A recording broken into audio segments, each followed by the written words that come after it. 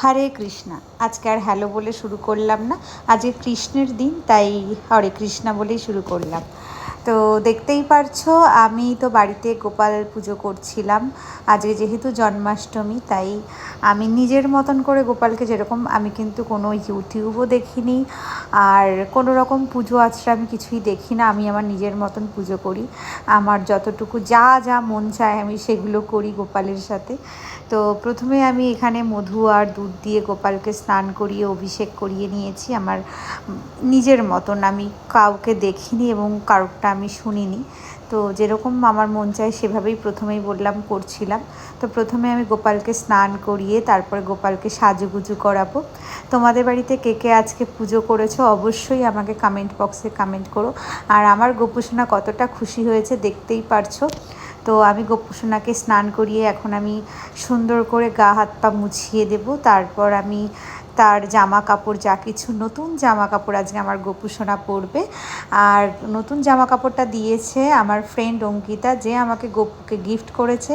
সেই আমার গোপুর খেয়াল রাখে, তো তাকে আমাকে কখনো কিছু বলতেও হয় না, এবং ইভেন আমি কিছু কেনার আগেই সে কিনে নেয়।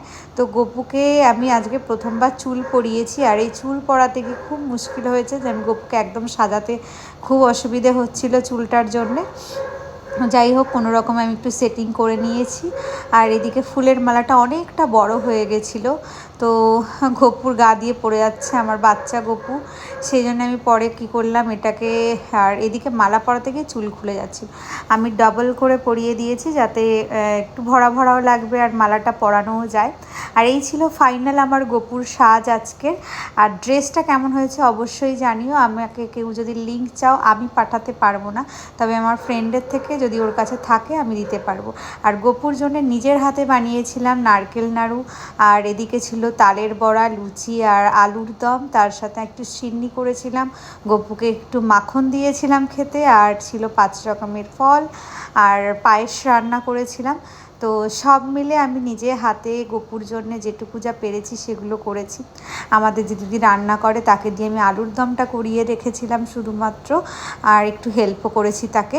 তো যাই হোক, আজকের দিনটা সবার কেমন কাটলো অবশ্যই আমাকে জানাতে ভুলো।